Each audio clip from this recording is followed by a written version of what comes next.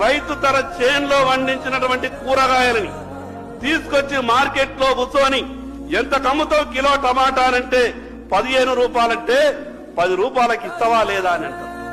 ఇక్కడనేమో 200 రూపాయల టిఫిన్ చేస్తే 200 రూపాయల టిఫిన్ కు బిల్లు కట్టి 200 రూపాయలు టిప్పియడానికి మనసొప్పుతుంది గాని అక్కడ 15 రూపాయల కిలో టమాటాలు అమ్మితే 10కి ఇస్తే తీసుకుంటా లేకుంటే లేదనే విధంగా ఆ రకమైనటువంటి అవమానాలను రైతు భరిస్తున్నాడు అధ్యక్ష.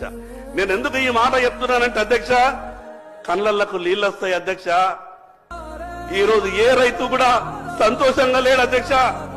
మీరు రైతు బంధించిన రుణమాఫీ చేసిన కేవలం ఎన్నికలప్పుడు రాజకీయ మాటలు మనం మాట్లాడుతున్నాం, కానీ రైతు ఈ రోజు కూడా సంతోషంగా లేడు అధ్యక్ష.